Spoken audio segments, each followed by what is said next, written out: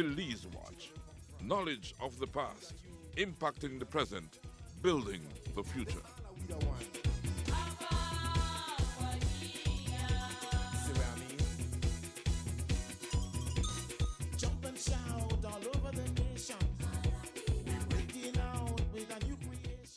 Our Belize Watch team traveled to Orange Walk Town, where we spoke with Florencia Castillo. Mot, as she is known, recollected her very active childhood growing up in Orange Walk. She details some of the lessons she learned from her mom and why that relationship is important. We will have her story after we hear from our partners, the Barry, Belize Tourism Board, and Shell Belize Limited. We are the Barry, offering you great products, good service, and of course, the lowest prices in the entire country.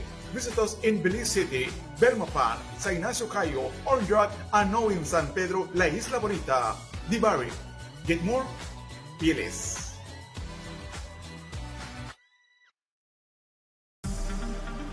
Shell V-Power, with 3 times more cleaning and friction-reducing molecules. Go well. Go Shell.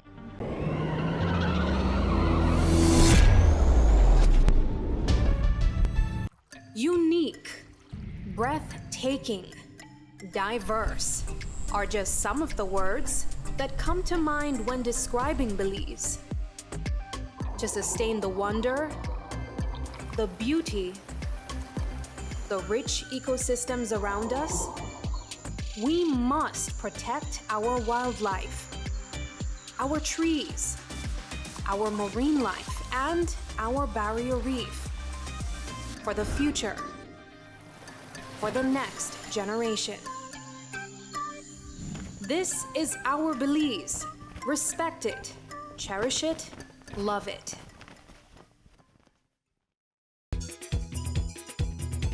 It don't matter what part of the jewel they come from. You da you and me da me. But guess what? All are we the one.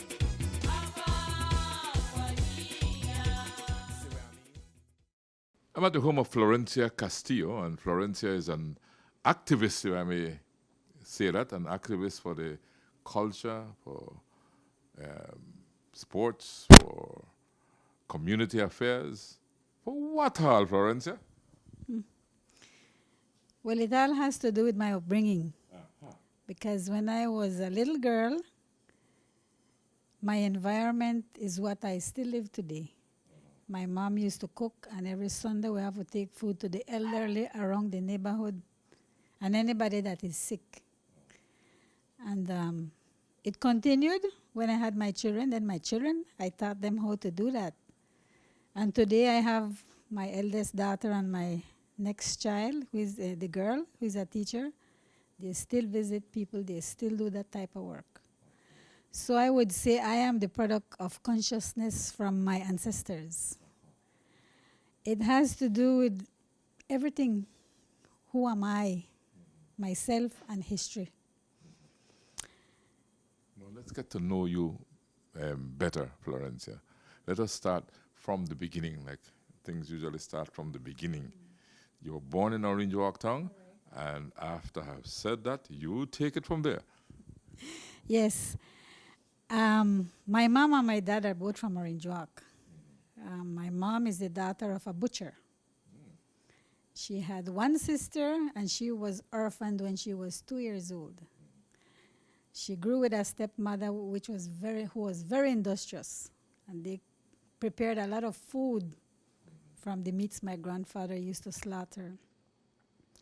My dad, he grew up in a more aristocratic society. He was the only son. He had 4 sisters, and he was spoiled. Okay. But his mom used to cook for the foreigners that used to come to Belize. And his grandfather was a bookkeeper. So they were one of the most fortunate to be, who enjoyed what most people didn't enjoy. They used to travel. They used to live in nice houses. They used to eat meat a lot of days. And my aunts and grandmother were taught to cook food that were not typical to Belize. So Yes, I was born in Orange Walk. I am the 5th child. I have 4 brothers, then myself, another younger brother, and my baby sister. Now, what was it like growing up in Orange Walk and going to school? Okay, we had the pasture right next to us. Our border is the boundary for the beginning of Louisiana Farm.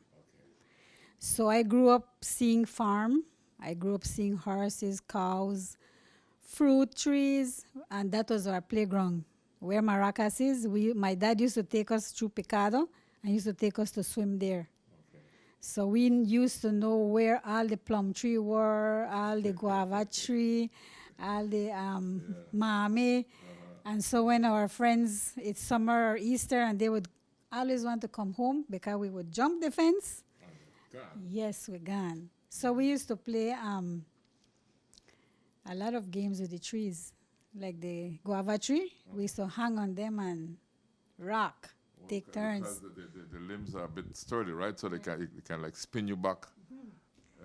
And so I learned to eat like supa, sour crabo, mami, what they call bukut. Yeah, crabo, and grapefruit, oranges. That was my young days going to school. I have neighbors that are also related to me who were very close to the river. So our weekends would be every neighborhood, the neighborhood youths that are around would come, and we get in a group and we go down the riverside, meeting each other, and everybody taking a different snack. Some take plum, guava, bokut, mango, sugar cane, and we go to the river to swim. Those times they used to have the logs floating. Floating down the river. Yeah. Correct. And we used to go and we used to play games. You know, the boys used to say, we went throwing chainy, and I thought it was money. They said, no, Chinese. It was broken porcelain. Yes. And they would throw it in, and everybody jump in the water. And then I could recall I still always live those days. You have to dive try to find it at the Yes, bottom of the water, right? we And try bring it up, right? How much? Yeah. Who gets the most? The most, So as soon as the person who is in charge of the shiny pieces would throw it in, everybody dive. And then I still remember seeing it go like this. And you try to catch it and it goes, and you try to, and then when it reaches the bottom, you pick up as much and you go back. And then who has the most? You know, it was just fun games. And you used to be champion, though. I don't recall. All I know, it was fun. It was fun. When I used to come home, once I recall, I told my dad, you know, I crossed the river 2 times. And my mom would say, Mandala que se ahogue, because he says, when you go back, I want you to come back and tell me you crossed it 10 times. Not 2, 10 times. But it was so much fun. The river was clean. You could stand on the edge of the river and look at the bottom of the river. You could see all the sticks. But it was deep, right? It Yes, still had some depth, yes, right? It was deep, but and from learning how to swim in the river, I could never go anywhere and swim where I touch. I don't like it. I always like where it's deep. But we used to cross the river and we used to run the logs all to the edge. When one is sinking, you jump into the other. And before that sink, you don't jump to the other. And you can stand still on the one that is the thickest that won't sink. Then right across, they had a Peace Corps teacher that lived on a treetop. He had a house, Mr. Chuck Emmon. He was also my choir teacher at the La Immaculada church. And we used to go and, play around his area and climb the bullet tree and jump in the water again. You ever question yourself where those logs came from that you used to play on? Because those logs... Yes, we always knew, because I have grandaunt that I used to visit, and she used to tell me stories when they were at Hillbank. Hillbank, yeah. Yes. Those logs were taken from all the way from the Galanjog area to Hillbank, rolled into the lagoon, and told all the way to where you played with them on in the Orange Walk. And she told me wonderful stories, because in my high school age then they subdivided Louisiana, and I want the farm, I want the horses, I want the plants, I want the trees. And so I started going to my grandaunt. And I used to go with one purpose to ride the horses. So my cousin Albert Byrne, he would tell the cattleman when I reach, he said, Ramirez, saddle the horse for Mut. And as I reached, and then I go ride horse. So I would jump on the horse and walk the horse all over the land that right now is being distributed. Come out, go to Yo Creek, come back. And when I reach my aunt is upset because lunchtime came and I wasn't there. And next time I shouldn't do that. But with her, I learned to cook chutney. I learned to make coconut oil. The only thing I'm sorry I didn't learn was avocado yogurt. Okay. She was cohabiting with Dr. George, the British doctor that lived in... Famous Dr. George. Correct. The famous Dr. George. Correct. Yes. And I questioned her on a lot of stories of her youth too, so I have beautiful memories. But at home, my mom used to be a very hard worker. My dad was not so responsible. But one thing I could always say, when Radio Belize used to play, and I used to love to hear the boleros on the walls. So you used to like dance? Yes, he used to put me on his foot, and he danced with me. And then when it's Sunday or Saturday, they used to play a lone instrumental, and I would sit. This used to be the back first, and I only watch the grass. The same house you're talking about? The same space, but not the same house. We live in a thatch house, Pimenta and thatch, and part was zinc. Yeah, okay. It's a concrete house you're in now, right? Yeah. And while the music is playing in my mind, I used to make poems, watching the breeze with the grass and the animals. And I always knew that when I get older, I'm going to own a farm. And I am going to have all my family in a business that will provide food, and I am going to make sure that all of them and my descendants continue to have food and work. Okay. That's important. And from that time, I knew what I wanted. It was difficult in a way because in high school, I wanted to do agriculture. And my mom says, I need to go to the school because the principal will advise me what you should take. And I said, well, I want to do agriculture. And she came back and she says, no. He says, you're a girl and you should do secretary. I think I could remember those days when they thought that agriculture was not necessarily something that locals should be going towards. But strange, you grew up next to a farm, and that farm was owned by, the Louisiana farm was owned by Florencia Castillo, if I recall correctly, right? Yeah.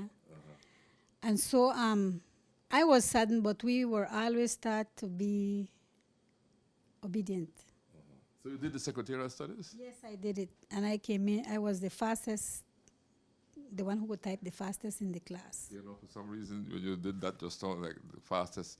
The Spanish came to me, mecanographer, which would be typist, right? Yeah. But, you know, recently, I wouldn't say recently, in 2002, I joined to learn self-healing with Dr. Jose Gonzalez. But going back to the secretarial thing, you learned Shartan and all of that too? Yes, I did, and I still do in my Still do notes. least Shartan and So thing? even when I go to those trainings and people would say, my colleagues would look at me and say, your notes look pretty, lend me. I say, you won't be able to read it because I have Shartan. So that helped you, in even though you wanted to do agriculture and you did. Yeah, and it helped you. Coming to true healing, I learned today, and I reflect that everything that happened to me from the day I was born was meant to be, and it had a purpose. And today, I can feel it, and I am living the benefits of all the hardships I went through from when I was born. Because knowing that my dad wasn't as responsible as he should have been made me decide on what type of companion I want for till the end of my life. So that contributed. Seeing how my mom works very hard and never left us makes me today know that whatever I do, I won't. At first, I used to want to share my mom with my siblings, but when there's they have other priorities, I tell myself, you know what? My mom never left me, so I will not leave her. If I am doing an interview right now, I know she's there being taken care of. She was the first person we saw when we got out of our vehicle. You know, Yes, she's taking fresh air. So I am going to be my mom. I'm going to be her mom now. I'm her mom now. I'm taking care of her, and a mom never leave her child. Never. I always make sure when I do catering and when people come, they would say, tu mamá está bonita. And then I feel so happy. Ay, esos zapatitos. Puedo traer a mi mamá que hable con ella. And like, yeah, sure. You know, and then people would come and they would always look at her with joy, and then that would fill me. And I said, that's what my mom did to me. She took care of me. And then someone else would come and say, she never get trouble, too. I tell her, no. Just like when you were a baby, if your mom tend to you, it bathe you, it feed you, you know and give trouble. But if you not feed you, you not bathe you, it starve you, you won't think it give trouble. But no, no. I say, so, now the healing part of it now. You got into the healing part of it. To what extent did you become involved in the healing process? And when you say healing, what type of healing are you talking about? Because you have spiritual healing, you have physical healing, you have herbal healing. You know, what area of healing did you move into? well, actually, when I was working at the House of Culture, I was the first coordinator there, and they had this gentleman come in, and he explained to me what he's doing, and immediately I got like an impact just hit my whole body.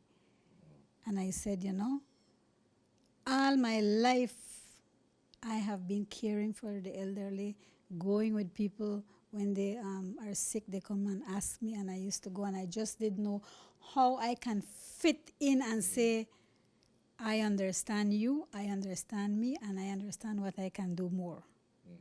I knew it was then, but I feel that I was already doing it because I had a neighbor, Miss Chana, and I was like about 11, 12.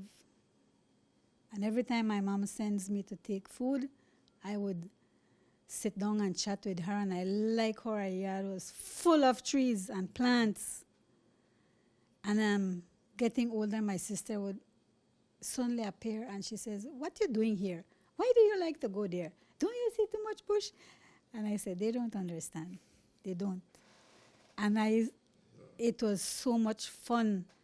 And I realized when she said to me, it was Alexia's birthday, and I said to her, I brought out some food for you, Miss Chana. And then she started to cry, and she says, you know, take care of your children. I had 5, and they all died. And I felt her pain. That very minute, I felt a pain within me, and I could feel her. And then I said to myself, from today, I will make sure I give you food until I leave or you leave. And I came home and I chart. Monday, Tuesday, Wednesday, Thursday, Friday. Okay. From the biggest, Felicia, Alexia, Christopher, Alexander, and care food. Alexander wasn't going to school yet, you know. But when I cook lunch, Miss Chana lunch there right there. And when they reach, everybody like duck, run, go carry them. Happy for carry. And I think that's what my mom taught me. That's what I can teach my children. Because now I realize that through healing, I understand that whatever you give, you're not giving it to anybody. You're giving it to yourself. And it gives me a great comfort to know that it was okay that I didn't like going to disco. I didn't like going to dances. I like to go camping. I like to go hunting. I like to go fishing. I like to go horseback riding. And there was a time when they used to look at me, and I used to know what they say about me, but I say, you know what? I don't care. I don't care. Even in high school.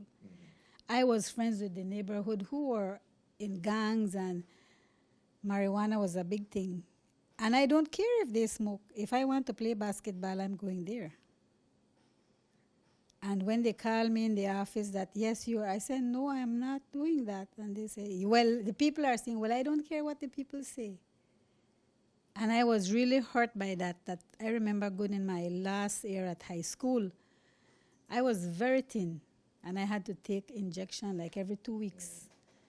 And when I came back from hospital from my injection, a classmate explained to me what the teacher said, that it was discouraging them from being my friend. And that time my mom was going through menopause, and I decided I'm going to quit school. I decided that.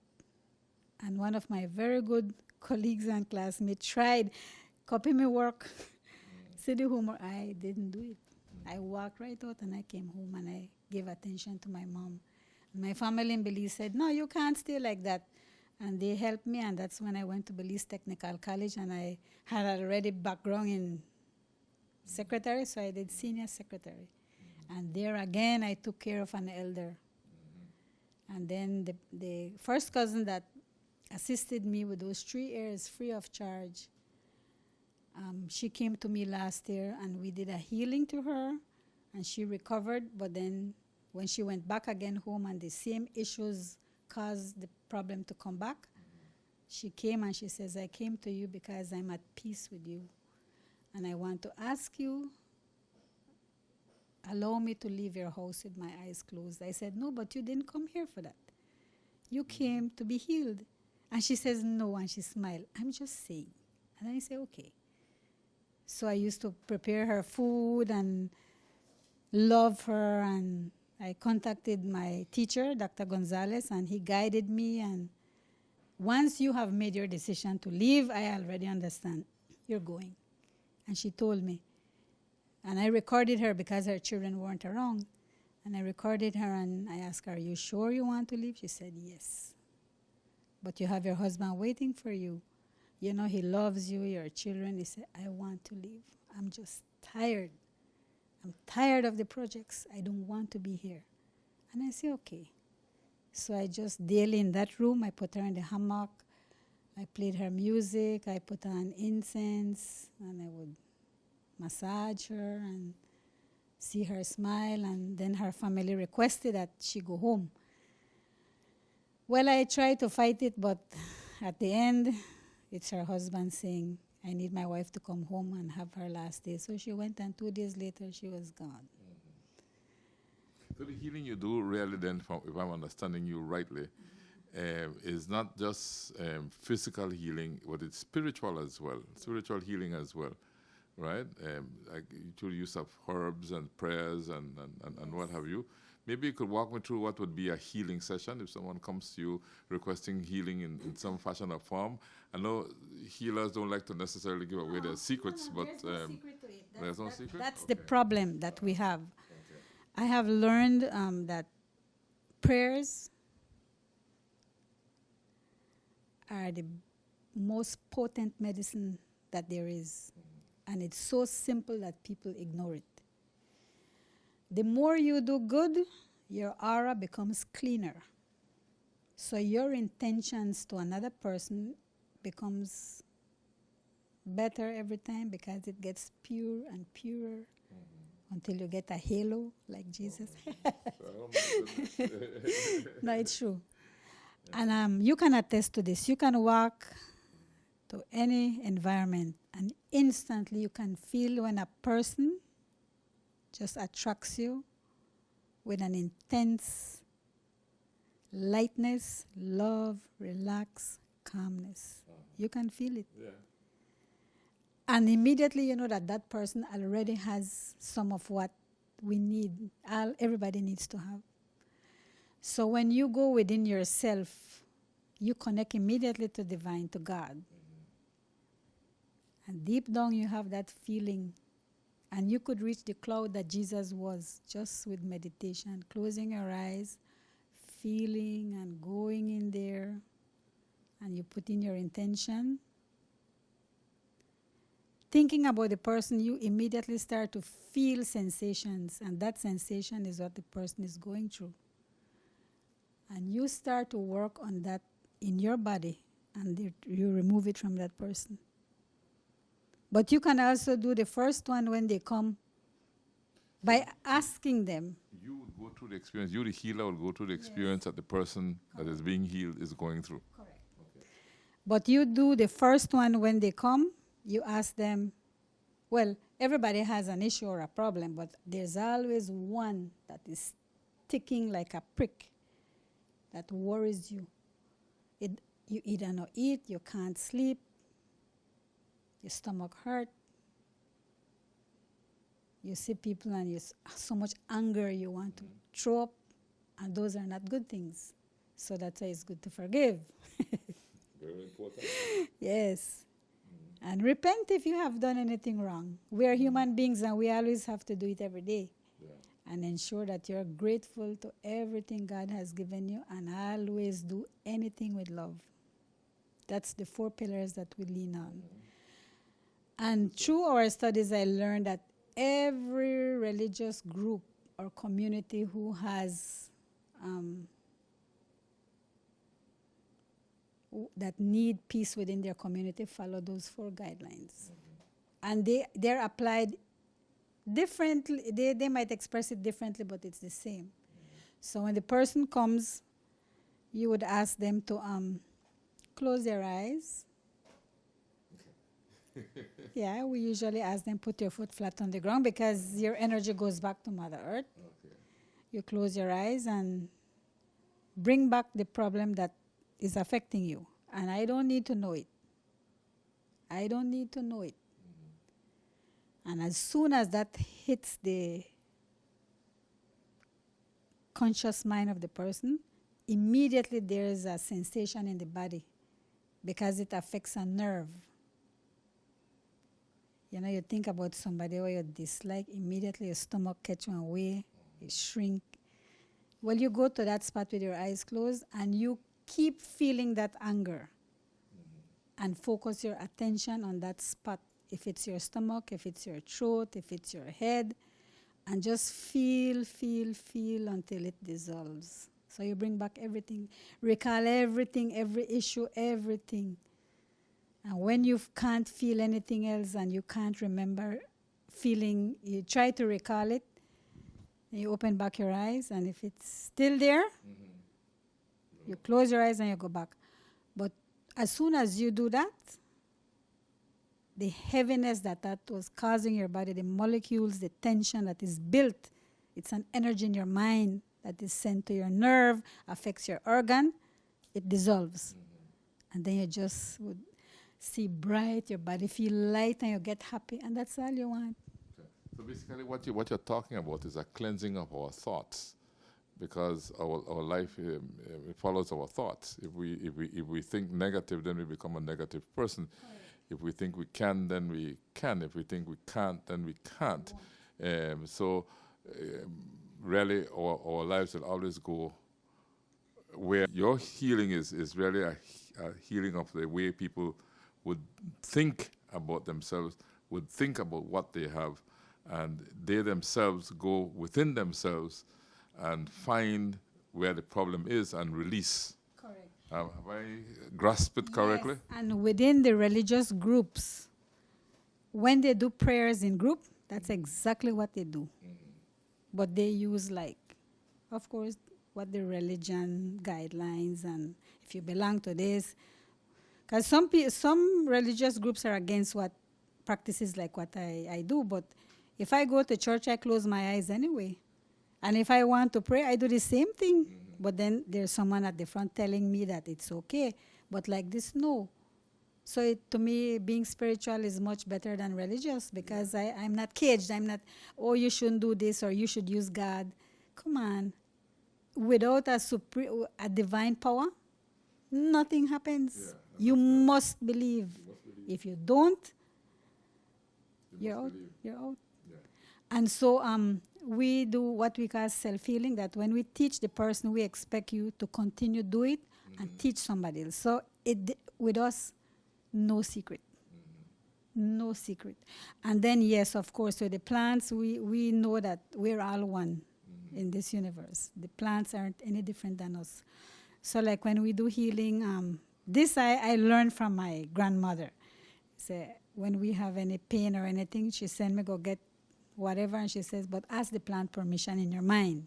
Oh, yeah. Yes. Can I actually cut take a piece and that's how you go. Intention, And if intention, but you set it just in your mind. in your mind, because the plant can feel too. The plant has a soul. The plant doesn't heal you, it's the soul of the plant. That's my understanding, and I believe it. So when you ask the plant and you name the person, the plant modifies the leaf to heal that particular person. And in my studies, I learned that in Peru, the shamans would take sometime during the year when the moon is proper, because they go by astrology too. They would go in the jungle, the shamans, and they would meditate, and their soul would come out and enter a plant, and they would interact with other plants. And when they're done, they go back into then they go to their community, and then they would solve whatever issue. And that's still happening today. But religion would usually stop it. Because it cannot happen. Yes, yeah. And it's witchcraft. You should no. It's using the natural forces that our great divine has given us for the benefit. Once a student asked our teacher about exorcism, if he can, he said, no. He said, all I do is I teach everything so that you reach that point. I'm not into that. So I am comfortable knowing that wherever my life is, that's where it's supposed to be. And we're still humans, so sometimes we get upset and everything. But then I know I can go back and, and control that. Yes, and like even if someone beside you is not to your agrado, you can work on that person without that person know and change that person.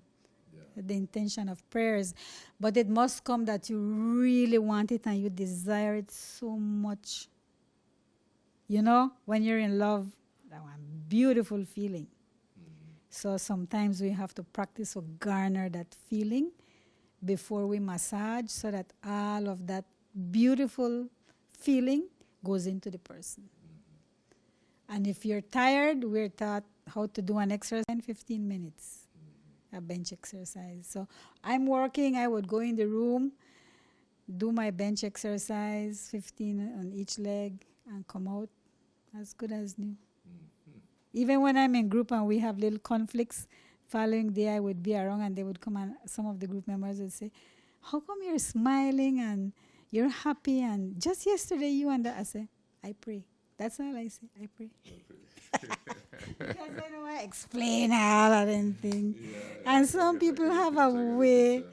So my cooking thing now, I had to clean chicken. We had a lot of chicken growing in the yard. So it's when my turn to go wring the neck, I had to go and do it. When we come back, Castillo tells us why she became interested in cooking. She is now a certified chef. She also talks to us about her family. We take a break to hear from our partners, the Barry, Belize Tourism Board, and Shell Belize Limited. We are the Barry, offering you great products, good service, and of course, the lowest prices in the entire country.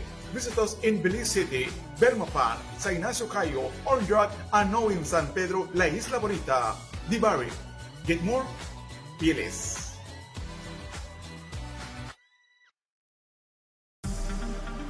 Shell V-Power with 3 times more cleaning and friction-reducing molecules. Go well. Go Shell.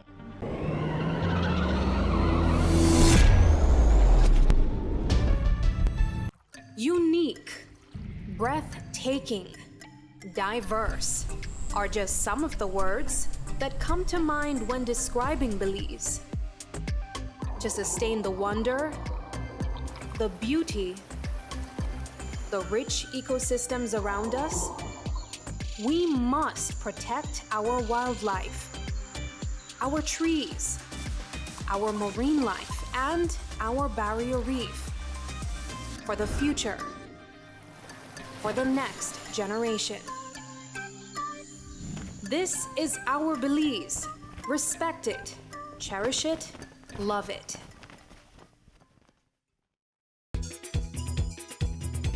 It don't matter what part of the jewel they come from. You that you and me that me. But guess what? All are we the one.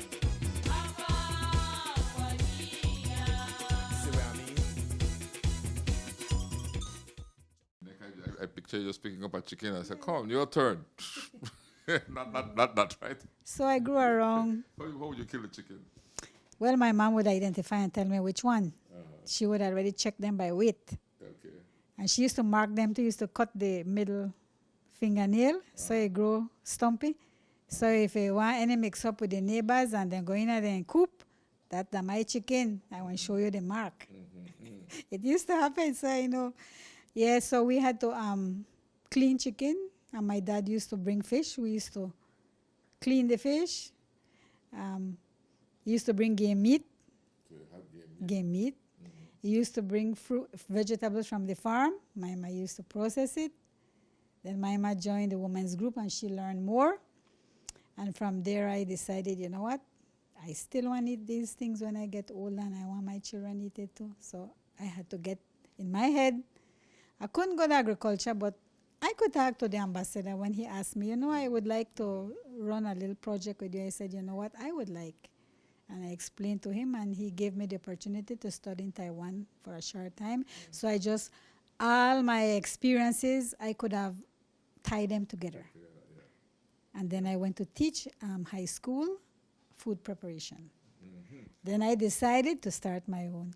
But because of having my children going to school and the parent need to be there for their children, it has been staccato. A stop, a start, a stop, a start, a stop, a start. And then people would encourage me, why don't you take this and go for a grant? I said, okay. And I tried many times. And most of the time, I learned that the people who got grants already knew were getting it before you even. So I say, you know what? No more of that. Every time I do a catering, I'm going to buy a utensil. I'm going to save some money for buy something bigger. I'm going to make a loan, and I buy my own things, and I do my own thing at my own pace. Because sometimes they have criteria. You know, because when I went to one, they said, oh, no, you have already been trying more than 3 years. I said, yes, but it was only little. And then I had a break and little. No, you have to be constant for so many years. I said, okay, well, if that's the criteria, that's okay. I know it's just not my turn. And then today when I look back and I knew the people that got grants, none of them are still on. So I go like, okay, that just never my turn.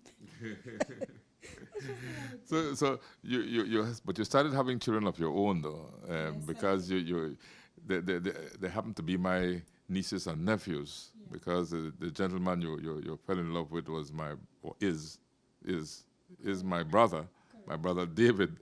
Remind me, how old did you two meet again? I don't like certain story, you know. No, well, I was studying in Belize City, I could recall, and I saw this gentleman when I just saw this gentleman walking straight like a soldier. Yeah. And I tell my cousin, I don't know why, you know, but I like that guy. And then she goes, oh, I know him. And she gave me a little background story about Carlos and the music world. And that was it. Carlos is my other brother. Yeah. Correct. And then I had when I was in high school, going to technical, I had 2 admirers, and the 2 of them thought I was going to ask them to go to prom. And I didn't like any of the 2. So I don't like parties, and I didn't like go places because I don't want any guy wanting me to go sleep with them or that's not my thing. I just couldn't get it in my head that you just meet a guy and those things happen. So one of them invited me to go to a private function. And when I went, I saw the same guy at the entrance taking names. And I go like, who's that guy? And he goes like, he gave me a little background story on his life. And I go like, oh, okay. But I have his music and he played it, but I can't tell you if I hear anything. Because my mind was saying, I wonder who that guy. And he talks so soft. I had to tell my name like 4 times, make it hear in my head. Well, he's an excellent musician, I know that. Yes. So I had already finished school, and I had a girlfriend living in Central Farm with a newborn baby, 2nd baby. So she called me that I usually go and help nurse her for a month. I take care of the baby, I cook, and she's resting. So she was waiting for the bus right in front of Shell when I saw my cousin drive to the gas station. And then I saw them and I said, hi. And they said, come, I want you to meet a friend. And when I went, they introduced me to David. But then there was no kind of intention, oh, it's the same guy. No, none of that. And then David asked, are you coming over? I said, no, I'm going with a friend. I'm going to do home care. I'm going to help her, nurse her back. And then the times they used to come back, my brother-in-law was his friend, and my brother-in-law is my cousin too. I mean, distant, but still I knew we're related. Used to come visit, and they used to invite me out, and that's when I started being friendly. And that was what, some almost 30 years ago, no? over 30. Over 30. Yeah, 34 years. 34 years, yeah. Yeah, and then sometimes when they come, they say, every time I go to Orange Walk and I go to your house, your niece run out and they say, Mut, can ride horse. I used to go to the farm. And my dad, when he used to go to the farm too, and my older brother, I used to go with them. And I used to, they taught me to use rifle. Because I just wanted, I don't know, I just like hunting and farming. And I still always wanted it. So that's when I recall one time, David and I went to a function at the People's Stadium, and he introduced me to a gentleman from the ex-service league. And he says, you don't know her? You know, this person is her dad. He said, oh, you're the one he went in and he signed over his land to you. I go like, David said, yes, it's you. I tell him, I don't know if it's so. So like a week later when my dad came back from the farm, I said, you know, I questioned him about it, and he said, yes. He said, because I've been seeing you struggling, and I am wondering if you will be able to have anybody fight for you to get a piece of land to plant. And you know, he says, I like your idea. When you pull out, I still have the paper, a big cardboard, the back of a one. Then the flip chart where you use to sketch the hardback. I draw how the farm will be, and I said, this is what I want to do, pa. So for you to get it, I will give you my land. Good. And his nickname is Manis. So I said, okay, he is the one who gave me the key for that to happen. So my business will be El Manisero. Oh, that's where El Manisero comes from. Okay, his nickname was Manis. So you took that and you called El Manisero. And people see me and say, see El Manisero there? Miss Manis? They used to call me. Yeah. So I connected that, and I said, because I said to him, I want to have a botanical garden, and I want to have authentic houses built by people when I was young who have that knowledge, knowing when to cut the leaves, when to cut the lumber, how to tie with the tie, plant the supa, all the trees that were there, plant them there, cook the stews from that, do a little chapel, and have a little area for my family burial, and another space to have trailer park, and to have summer camps so that people could learn about the plants, how you can process it, how you can consume it, and if there's any, you take care of it, and then my husband loves music, so he can sit and play music 24 hours a day. He's an excellent musician, if I say so myself, right? Perhaps one of the best.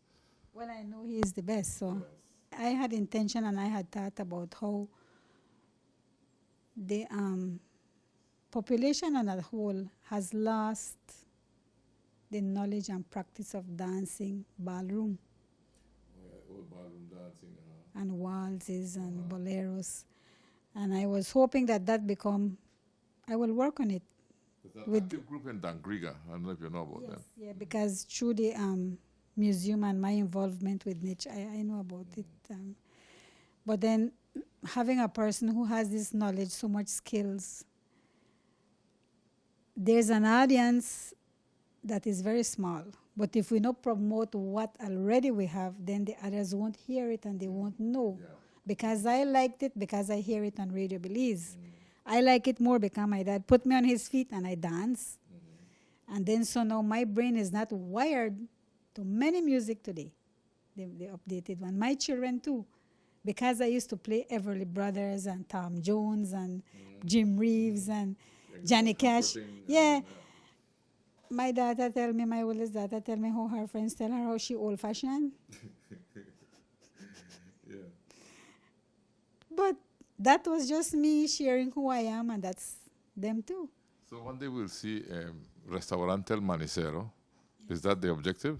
Or Finca El Manisero? Which one? Whichever the two. I am with Because your, this is a family enterprise. Like my children are all skilled in a field that contributing to this to happen. Because as I tell Alexandra, even the little loan I make with your money for produce food, that don't part of the shares, boy. Get me that pot up there, go get the water. All of that, we know the pay worker, you the contribute for make we could have an outcome for all of we. And you have your share. You just have to know that give your best. do your best. Do your best. And he is, because watch what he did right now, taking over. And even if I go at a training and I will text Alexander, they check my granny, he send me one picture. We find the room, he take picture. Then like granny is okay. Yes, yes. And then other family have been helping me a lot. And the neighbors that I grew with, you know, their mom would come back, I would immediately go offer myself, give attention. And they, in gratitude, without I expect, they would send me stuff for my food business. And so all of that has contributed. My sisters and my soul sisters, which are many. You spoke about the farm earlier on. Tell me what has happened with that farm so far. My dad and my brother had farmland in Ribbon Ridge. But due to my dad's aging, he couldn't handle it, and he decided to sell his. And my brother, he doesn't have it. He decided to sell his one too. So that's another thing he said to me. My dad says, you don't have to give land to anybody. He said, each one of them had. And if they don't have now, it's because they don't want. But I wanted to give something to my nephews, my grandchildren, 2 of them, he says, just for them to remember me. Oh, and by the way, you don't have to if you don't want. And I would just laugh. I said, that's what you want. That's what you'll get. You know, but then when I see the challenges we have, especially with land, because they had identified our land and they gave it to me, but You said you got a piece of land. That's why I asked you that question. Right on the roadside, the last 2 ex-servicemen were given their properties. But because it was not on title yet, when the new government changed, the same month, You lost it. You lost your land. Yeah. Okay. And I was about to go and put in a well, you know. And my mom says, go and plant. I said, Mom, something within me tells me, wait. What year did you lose the land exactly? 2008. Okay. 2008. Yeah. When the new government for the UDP came in. Okay. That's when I lost it. And then I went to visit, and they said to me outright, you will not be entertained. You lost your land, but you continued planting because that's something that you have inside of you, right? Where do you do your planting? I started planting when I was in Standard 4. I joined, my mom put me in everything, 4-H, Red Cross, dance group, Rangers, everything. So that exposed me to knowledge about gardening. So from then, I have been cultivating and planting ornamental plants. And as I was growing older, I started liking the food that I eat. So I started collecting seeds. I started planting them in bags and buckets. And since I knew later on when I knew I had the land, I was preparing them and putting them in buckets to take them to the farm. Unfortunately, that didn't happen, but they stay in the bucket and they grow in the yard. Oh, so you have them in the yard in buckets? Yes. I looking through the window, I can see some of them. So maybe we could go on a little closer and look on a little closer. And then a little later on, show me something that you're cooking, right? That the Manisero has to offer, right? Correct.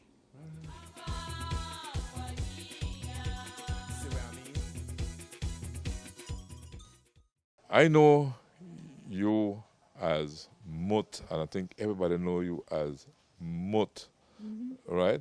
But there was a time when I used to call you Loyola too, right? Yes, that I never know I named Florencia until I went to take out my passport after high school. The name Loyola had stuck on you, right? But really it's Florencia Castillo, right? Florencia Castillo, also known as Mot and Loyola. Where did the name Mut come from? Very interesting. When my mom says, my dad, that when I was born, I was very little. And I could fit in one of those measurements that they measure almud. And like about 4 years ago, I traveled to Tijosuco, Mexico, and we went to visit a Mayan temple. And I saw a gourd like this size. And I said, what? This is beautiful. And they said, no, that is a mut. So I made my own conclusion. I go like, oh, maybe that's the size they used to put me in. I used to fit in that. Okay. Yeah, that's what I learned, that yes, you used to fit in a one small almud container, and that is a measurement for almud. So that's the name Mut in Maya. Mut. Small. Small. Okay, small one. Let's move along. Okay, this. You have your plants here. Yes, I need to have these. These are for more than one purpose. This has a minty smell. Which and one is this? we call it shmakulan. Which one? This Shmakulan, Shmakulan. What? Yerba Santa, Yerba Santa. or Hoja Santa. Hoja Santa. Holy leaf. Yeah, so this, when I was growing up and we have high fever, my mom used to put it all inside our bodies, underneath, between the clothing and the skin. It used to draw the heat, used to get us cool. And I also use it when I cook. I wrap my meat in this and I bake it, Okay. and it gives it a nice minty flavor. Okay. Well, don't only use that, but I use the plantain leaves. I see the plantain. Yeah, some Yes. plantain leaves. And yeah. then why I have this one in particular here, I went to Cayo and I went to a friend to get leaves because my son was living there at the time, going to Galen. And I noted that the leaves were wide. That's what I'm noticing here. The leaves are wider than the regular. Correct. So I asked her for a plant, and like 2 years ago, her husband brought them here. And so this is like a nursery that I get a mother plant, so when I have the land ready, I can take it over. So this is good. This and the bloggers, the sambo, are very good to use for tamales and pib. You know, like I will have to base the pot with plantain leaves to flavor the food as it was done In the old days. yeah. Because you're pretty much into your Pre-Hispanic. culture, right? You're pretty much into your culture, like Yeah, like that we is spoke about me. earlier. That is what I grew with. My grandfather. The Maya culture. Yes. My grandfather was a butcher, and they still cook the traditional way. So I used to eat all of that. And then here we have the avocado, and these leaves are also used for cooking. How would you use an avocado? medicinal. How would you use an avocado leaf for cooking? How would you do It gives the food a different flavor. that? Just put the leaf with Yes. Just put it. You put it in when you're stewing the food, Uh-huh. and it gives it a different flavor. The avocado leaf. Okay. But it's also medicinal, and teas are also done for health benefits. They have different health benefits. And here we have my spice tree. And This is the one with the smell. No, this one smells yes, high. and this one we use it. Yeah. We use it as tea too. See? And then here I am petting up this vanilla bean. Vanilla. And this, I was trying to see how I self-pollinate it, but I lost the time because this only opens for a short while. And within that time, you have to hand-pollinate. I lost the time, so I couldn't do it. A good while ago, I had the Melopona bees, who are the bees that, those are stingless bees that the Mayas used to, take care and harvest the honey for medicinal purposes and also for food. But that is the only bee that pollinates this plant naturally. Down in Punta Gorda, they have families that do have them. But mine, because we had dengue, the health department came and sprayed, and mine died. Okay. Yeah. And this is what they call the wild ruda. Oh, this one here. Yeah, tall this one tree here, yes. And the wood is used especially to make walking sticks. Okay. Yeah, this is the wild ruder. The ruder does that plant have something to do with healing with All the plants healing? The have. heal, but the ruder particularly has a special something The about it. rue, the regular one that you see, that is my understanding is that that is the most sensitive plant in the universe. Uh-huh. So if you have a rue or a ruder in your yard and you see it dying, it's because someone had a bad intention and the plant observed it. Oh yeah. He became your protector. I've heard about. So that when you before. see the plant is dying, you should thank him or her. Thank him for taking care of you. Mhm. But the ruder plants that you're talking about, the particular ruder species that you're talking about, doesn't grow as No, no, tall no. as this tree here. It's a small shrub. It's a shrub. Yeah, that's the one Yeah, I'm familiar with. yeah. And here I have an anato plant that I had pruned. We have collected from that and it's The dried. anato. Yeah, but the anato leaf is also medicinal as well as the fruit. Well, it's recado. And I have my chaya here and I have the soft cane over that side. I have bloggers over there. You have a lot of stuff in such a small space. I'm amazed that this is just a small little space here, and Then, you know, you have a my bit of mom- everything. My mom practices the finados and the daily prayer. She has an altar in her room, so I need to keep a garden to put flowers on her altar. You know, I respect people who have their choice of belief. This is the pencil plant, and this plant, the milk. Of course, you ask them for permission to raise it. You milk. How would you ask a plant for permission before you do? Mentally, you Just mentally? You just Uh-huh. say, "Can I?" No, what is it that you want? Well, you want them to heal such a person from certain warts. You know, you break it or you even the person you tell the person go and take it, but ask the plant to help you remove that wart. Some people view it as, oh, that's something that you don't do. You don't say those things. Those things are not. But then it's all up to you how you feel about it too, right? You make the connection. So I recall once I had a neighbor come and she showed me her little boy had both hands full of warts. And I took her to the backyard here and I put the milk on all of them and I told her what to do. And the little boy came back about one more time. I don't know if he was doing it on his own. He was about 6 years old. And about 2 weeks time she came and she was scared. She holla. And when she come in, she hold the little boy's hand and she did like this. It was all gone. Wow. Yeah. And this is the uña de This gato. plant here, that's from this. Yeah. And we used to decorate our Christmas tree too. We call it Chinese Christmas tree. And this is the it's not dry yet, but it's the what we used to call this is for we uña de gato. And this is one of those heliconia plants. And this, when it's dried, we use it to make the shaka at the House of Culture. Oh, yeah. We Oh, the seeds. yes, we Uh-huh. collect it.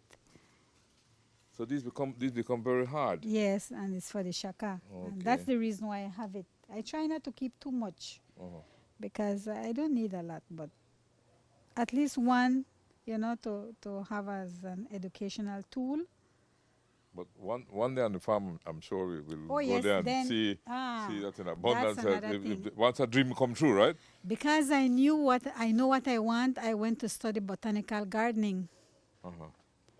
I went to study so that I can learn more about the caring of plants, you know, the scientific name, the family name, the common name. And I couldn't complete it due to unforeseen circumstances, but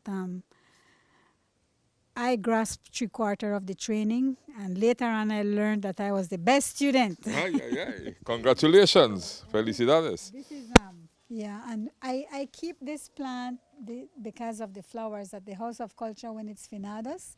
I usually provide them with all the flowers that I have in my garden. I would ask my brother to take them down, and we would send them for the altars just to keep the tradition going. And sometimes, because I do my Christmas fruits, I try different variety of papayas. So these are some that I got. I put some seed here to see how I'll see how good they will get. And I usually get gifts from people. Like I was given this miniature golden plum. Golden plum. I have mulberry. I have the pisabed. Wow. I have the shkanan. This is what I helped David when he had all between his toes cracked up and it was bleeding like with fungus. What I did, I gathered a lot of these and with a ponger, I pung it in a plastic bag and I used a lime squeezer and I squeezed the liquid. And for a week, I used to put the concentrate liquid and it healed. He doesn't have it anymore. Wow. And my mom sometimes, because she uses the pull-ups, sometimes as soon as we see a little red spot, immediately we put some of this and there's no chance for her to get bed sore. In our final segment, we are in the kitchen with Chef Florencia Castillo. We step aside to hear from our partners, the Barry, Belize Tourism Board, and Shell Belize Limited. We are the Barry, offering you great products, good service, and of course, the lowest prices in the entire country. Visit us in Belize City, Belmopan, Sa Ignacio Cayo, Orange Rock, and now in San Pedro, La Isla Bonita. The Barry. Get more? Be less.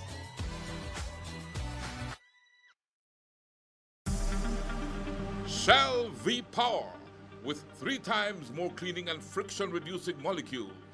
Go well. Go Shell.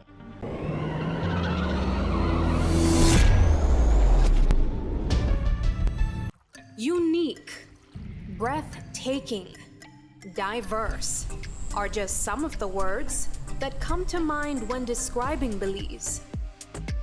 To sustain the wonder, the beauty, the rich ecosystems around us, we must protect our wildlife, our trees, our marine life, and our barrier reef. For the future, for the next generation. This is our Belize. Respect it, cherish it, love it.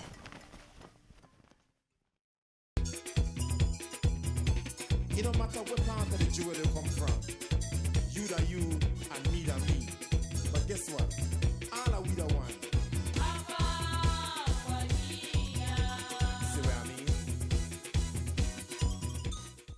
We are back in the kitchen, right?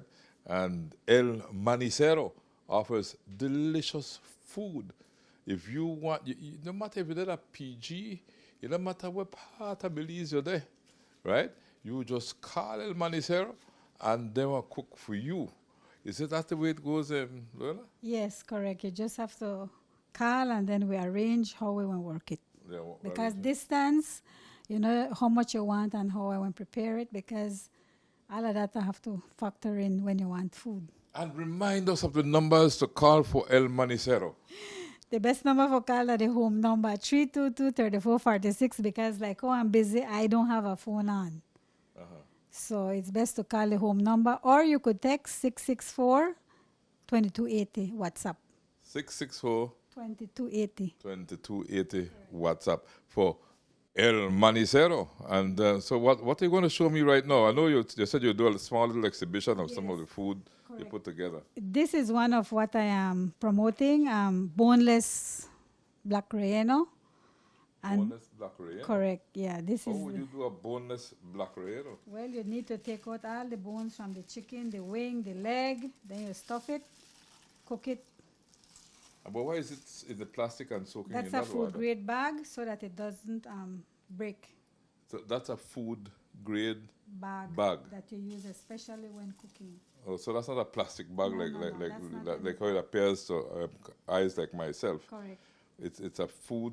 What do you call it? Food grade cooking Food bag. grade cooking bag. Correct. So you put your chicken in this food grade cooking bag. What happens now? Okay, when you put it in and you put the amount of water to cover the meat that you have put in, you prepare the condiments and put everything in there, which the condiments would be oregano, dried oregano, clove, allspice, black recado, cumin.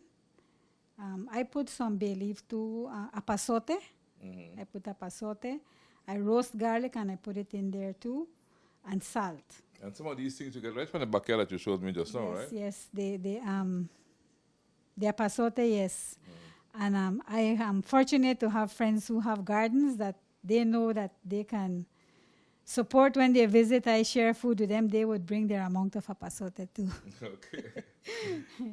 Yeah, so now we were going to What you going to do with this big pot with all this stuff in here? I'm gonna strain the soup, fix it to suit our likeness, and roast the chicken. So that's what you're going to show us now? Yes, that's You need help with this big pot yes, to eat it. to eat it? But how to live here? Yeah, yes. Okay. So we come over this side. All right. Food, everything is. Math, science, and love. Ah, that's very important. Math, science, and love. But it starts with love, right? You don't want any dirt, anything that shouldn't be ingested, along with the spices. You don't need that, so. So this is already 6 liters. Okay. Well, you have this is a measuring utensil, right? Correct. Okay. So that's 6 liters. So this will help me measure how much salt, if it needs more. And we have what we call, I learned from my mom, the tan, where you put a little bit of food thickener. This the one, deboned. What are those bones? But okay, those bones are what to give the flavor to the Correct. to the And to the you know, soup. you wouldn't believe it, but some people, I still give them the bone for show them that I used the same bone for flavor and food. And they always ask me, please send it when you do it still, because we suck it up and we chew it up and we still enjoy the bone. So if I'm understanding you now, you debone the chicken, you take out all the bones out of the chicken, right?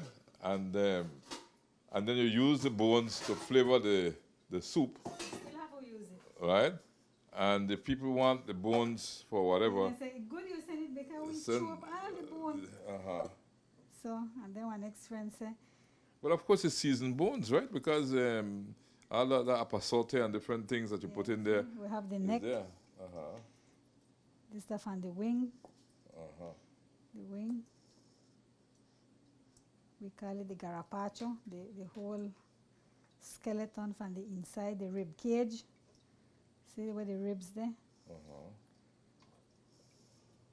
This, I grew up with an aunt too who had the restaurant Paradise. Remember Paradise from Texas? Paradise? Yeah, Paradise Restaurant. Where was that located again? Right in front of Shell One Stop.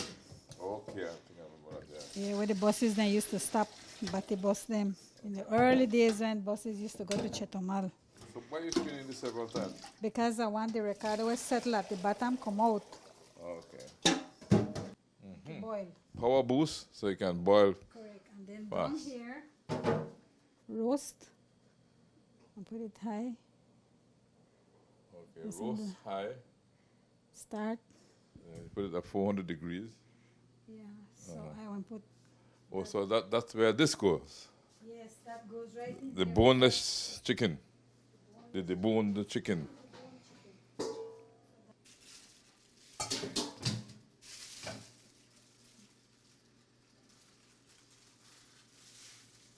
It stays in that bag or you take it out? No, I need to take it out. Oh, interesting. So the entire chicken is there. Yep. But so you have to take out all the bone and stuff the chicken. Yes, and then you Now look at this, right? you tie it so that they have like. And then you have to shape tie it like together, yeah. So these two things here where the wings were, right? This is the leg. Oh, the leg. This is the wing. This is the Oh, neck. This is okay. All right. I make sure I try to keep to the international food grade standard using stainless steel, you know. So right now I'm putting it in the oven for make it stay pretty. Then you want one time. Yeah. You know, I think now. Okay.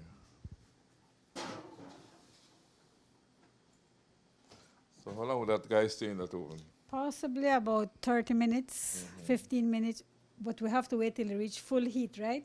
But I put it in anyway one time because Okay, the stove says preheating, yeah. So in 30 minutes, roughly, this would have boiled and becomes tasty.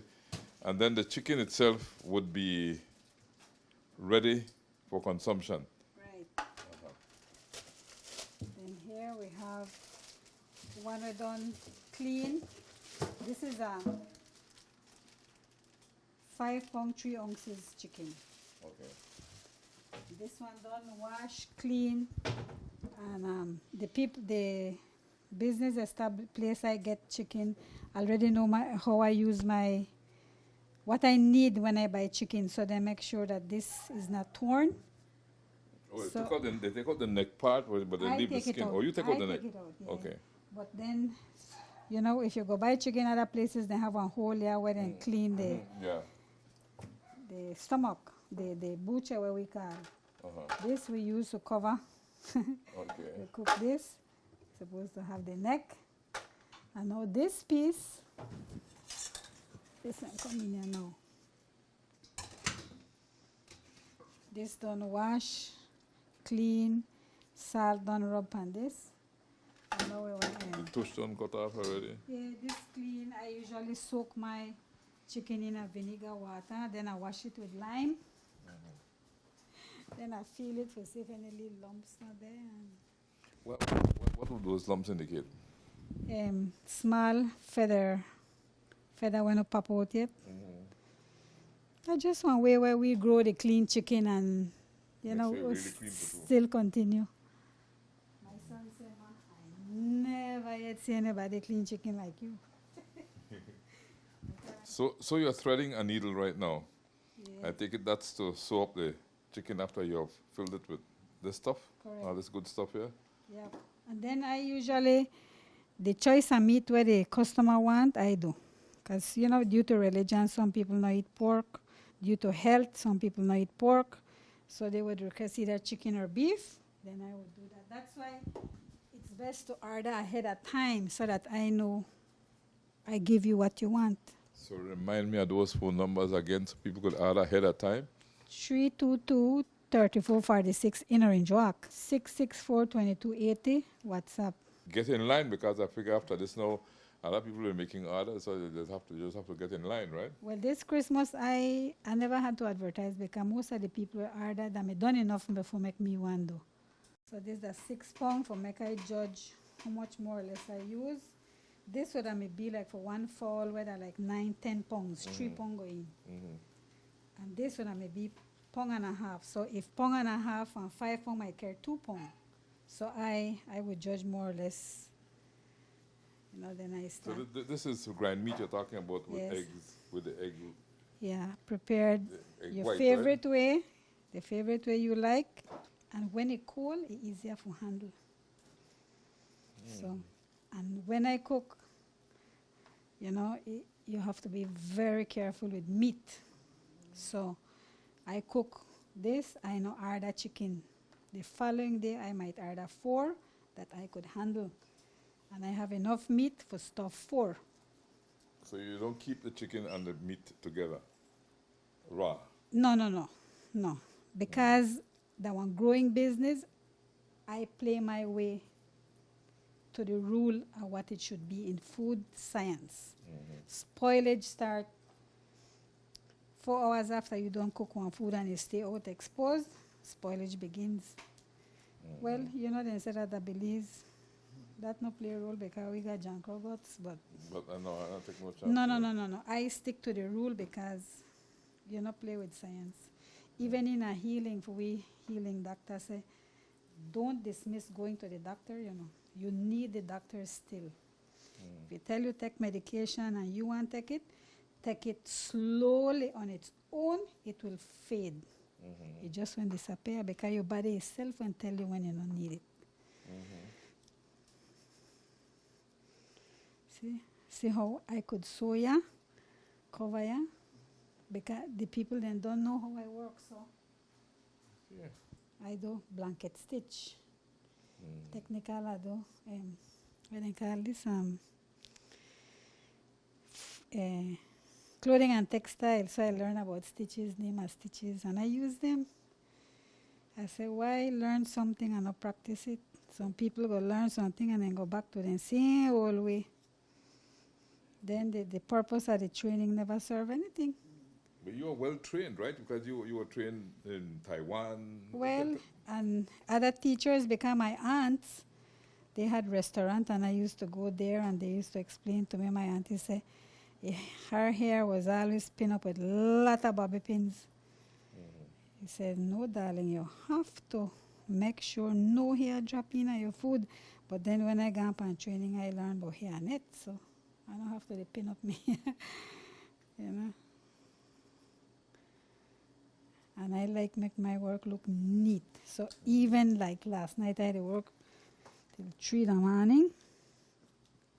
No tiredness hit me because I just know I'm doing it right. You do it with a lot of love, right? They don't fight with me. And when you work with a lot of lady there, and you're that lady, tell me. I did a training and thing they go on about me. I mean, you know, when I get headache, terrible headache that is training. But why? Then they scream and I just hold my head and I say, for God's sake, in my mind, no, stop the scream. Later for break, one of the teachers and say, you may know that the children are indirects after you, are them after me. Me never know. He say, yes. Oh, that's why you use that to seal that. Correct. Entendido. I'm sure some people look just a little piece of meat right there, you just put in there. Particularly When a I producer. cook this in a boss because I cook it slow. Very slow. Sometimes my cooking take 8 hours. But I understand presentation have a lot to do with food.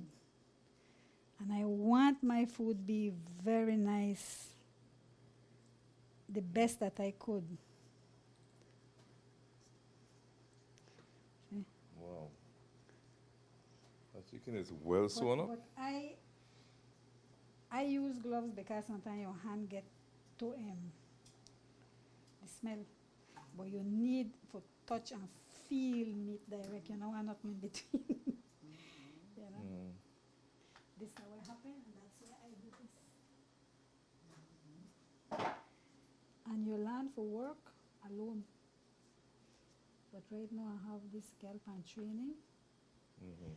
And she's very good. She learned quick. And only the practice will get with to perfection. And I tell her, you know, if at any time you want to go up on your own, I want to help you too. In this, no secrets there.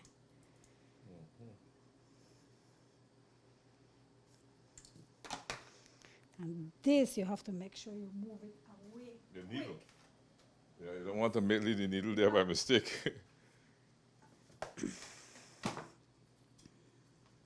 Now, why you took out the neck and you left this piece because you hanging? need to fold this piece. The amount of grind meat have to match the amount of meat.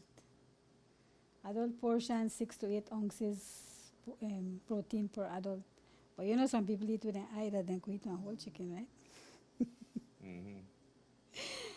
So you put more meat in there? Yes. I know this is the challenging one. Now with me going to teach the Escuela Mexico. I supervise cafeteria. And I learn what the cooks then do. And I do that. I know my meat. to time. You find tools that help you. And you want when they cut, then see the yellow.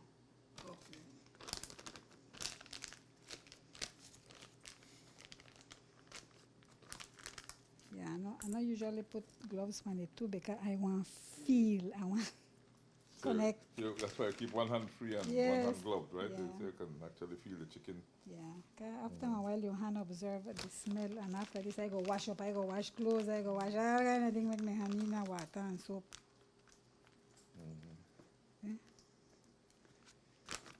I thought, I ate your relleno for Christmas, right? The 26th. I enjoyed your relleno, and I pictured you doing something like this, but seeing it actually in front of me is something else. And I could testify that the relleno you do is perhaps the best around.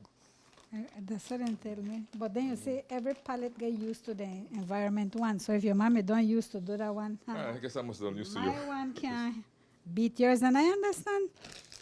I not got no issues with it. I understand the food industry, the palate, condiments. That's why I stick people that come and say, I make ricotta, you want to buy? I have to try it. I have to check the price. I have to see if I change my flavor, if I could afford it for a long term.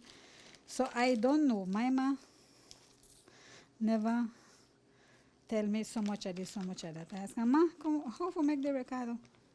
Well, you take a little bit of this and all right, no argue. Put it, and I measure, and I write down.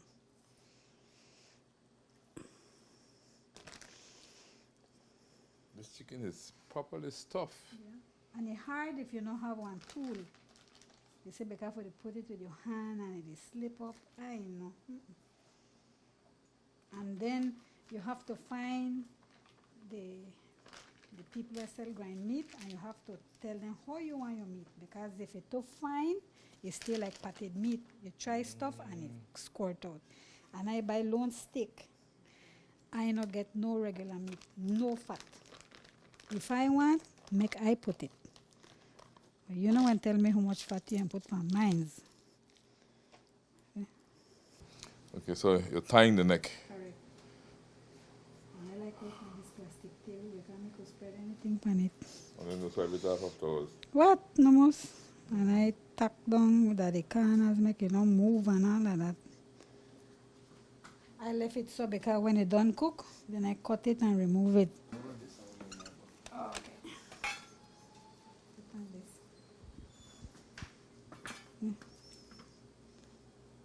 That's it. That's our stuffed chicken there. Yep. These are the important piece you have to make sure That's the cooking bag. the whole is. Because once that split, everything broke up in your pot. So you don't want that happen. Right now at the work, we get some stronger bag than this.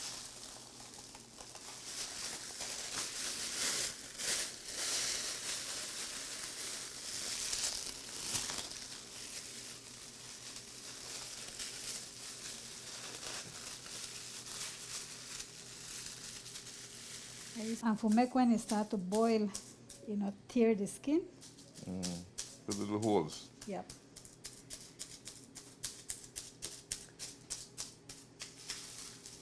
This may be until, yeah. So you're doing a tasting test now? Yeah. What would determine if it's ready? If you have salt, if you taste that all the spices they're married, you don't want one higher than the other. You want just can't identify it, but just feel all like it's smooth. We want blend. Okay, so Mut, we have taken our stuffed boneless chicken out of the oven. You're opening it up. Correct. Well, you take it from here. Well, from here we will put it in the baking sheet. And we It's not finished yet? done, but just for eat now. That was to eat, okay. So you're cutting away the strings that were tied, that tied. Tie it to make it get tied the shape. then you that get the shape, no? it look like one chicken. Mm-hmm. So all the threads and strings So you get So pulled out. No strings attached. That's what you call no strings attached, right? Correct. So all the bones have been removed from this chicken, right? So no bones at all. It's the art of removing the bones that I think might be difficult, right? Is it difficult to remove the bones or just... No, practicing. And it still ends up looking like a chicken even though you remove all the bones? Yep.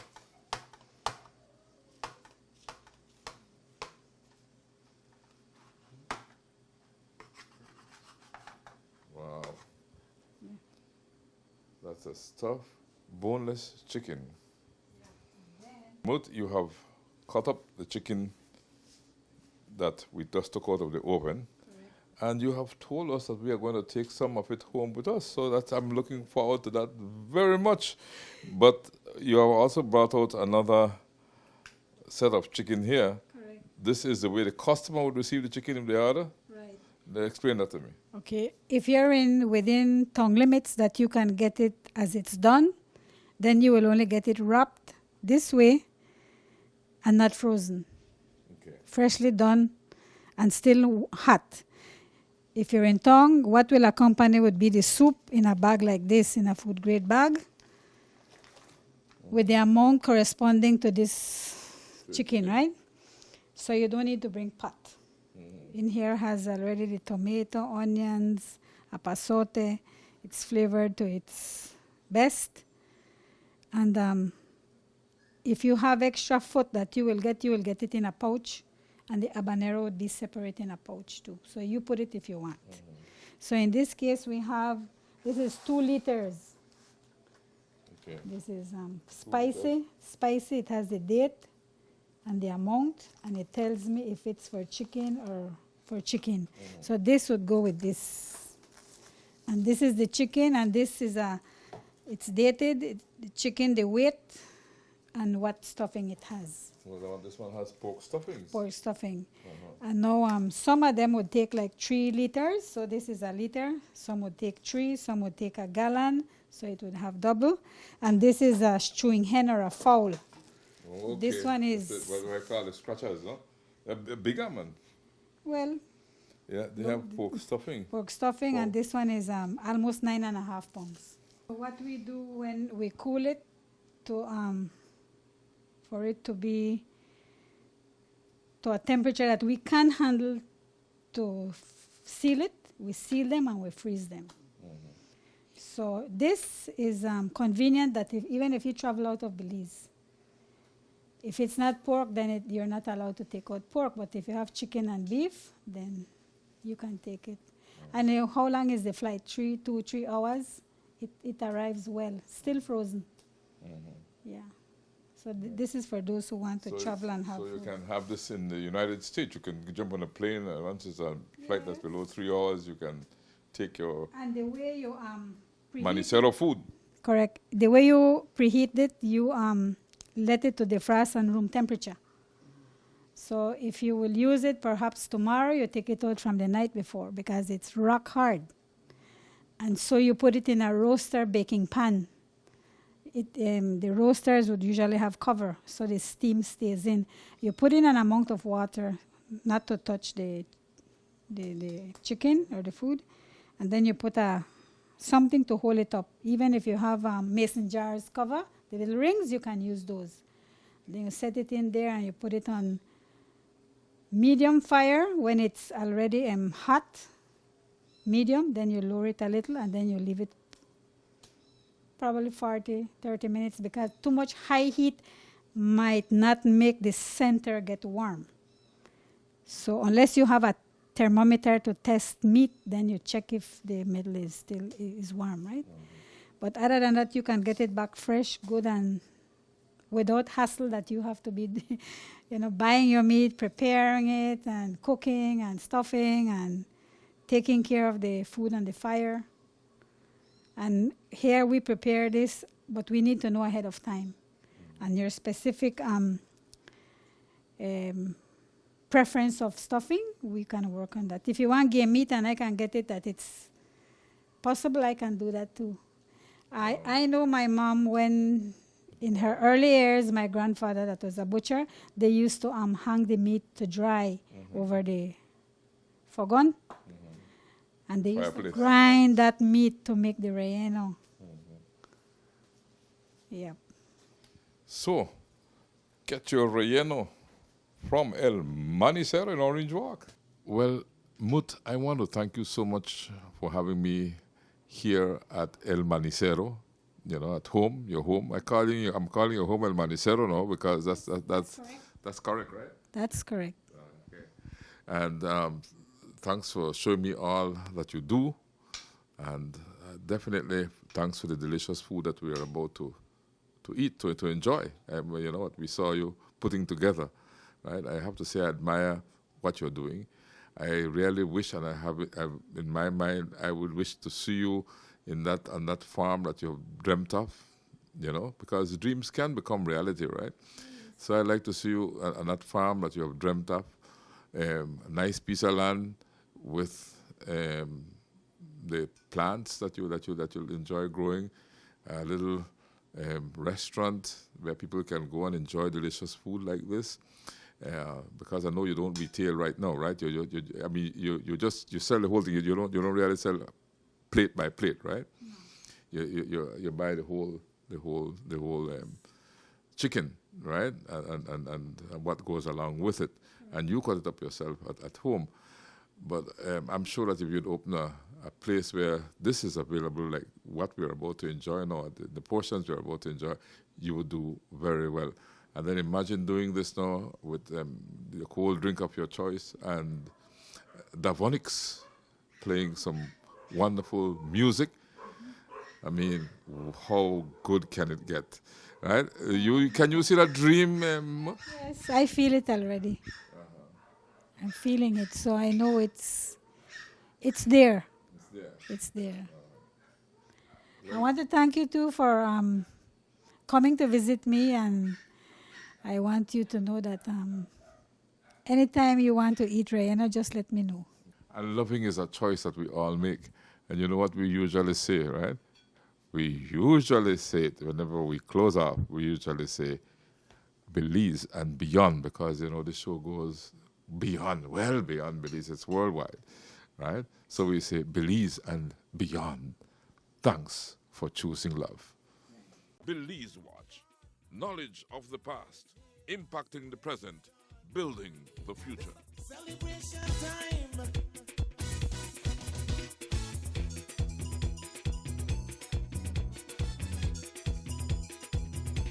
It don't matter what part of the jewel they come from. You that you